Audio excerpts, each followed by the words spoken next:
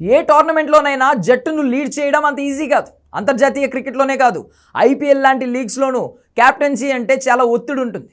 జట్టు ఓటమికి బాధ్యత తీసుకోవాలి, ఒత్తిడిని తట్టుకుని వ్యక్తిగతంగానూ రాణించాలి. లేకుంటే ఇటు ఫ్రాంచైజీ యాజమాన్యం, ఇటు ఫ్యాన్స్, ఇలా అన్ని వైపుల నుంచి విమర్శలు ఎదుర్కోవాల్సిందే.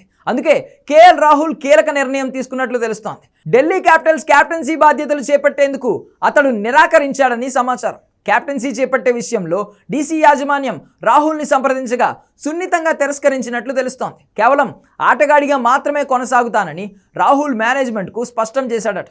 బ్యాటింగ్పై మరింత ఫోకస్ పెట్టేందుకు అతడి నిర్ణయం తీసుకున్నట్లు జట్టు వర్గాలు చెబుతున్నాయి. కేఎల్ రాహుల్ను ఢిల్లీ మెగా వేలంలో 14 కోట్లకు సొంతం చేసుకుంది.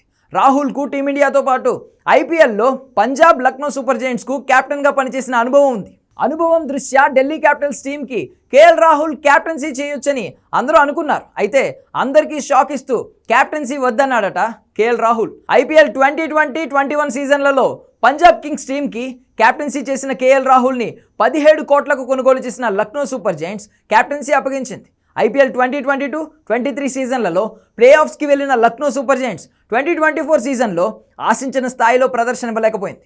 సన్ రైజర్స్ హైదరాబాద్తో ఓటమి తర్వాత కేఎల్ రాహుల్ని లక్నో యాజమాని సంజీవ్ గోయంకా స్టేడియంలోనే తిట్టడం కెమెరాల్లో కనిపించింది. ఈ అవమానం కారణంగా లక్నో సూపర్ జైంట్స్ నుంచి కేఎల్ రాహుల్ బయటకు వచ్చేశాడని చాలామంది చెబుతారు. ఇకపై ఇలాంటి తలనొప్పులు వద్దనే కేఎల్ రాహుల్ క్యాప్టెన్సీని తిరస్కరించినట్లు కొందరు భావిస్తున్నారు. మైదానంలో టీంని నడిపించడంలో ఉండే ఒత్తిడి కంటే ఫ్రాంచైజీ యాజమాన్యం, ఫ్యాన్స్ అంచనాల ఒత్తిడే ఇబ్బందికరంగా ఉంటుందని రాహుల్ తెలుసుకున్నాడంటూ మరికొందరు కమెంట్ చేస్తున్నారు. ఇదిలా ఉంటే కేఎల్ రాహుల్ క్యాప్టెన్సీ వద్దనడంతో ఇక ఢిల్లీ క్యాపిటల్స్ పగ్గాలు అక్షర్ పటేల్కి అప్పగించడం లాంఛనమే. ముందు నుంచి రాహుల్తో పాటు అక్షర్ పేరు కూడా క్యాప్టెన్సీ రేసులో వినిపించింది.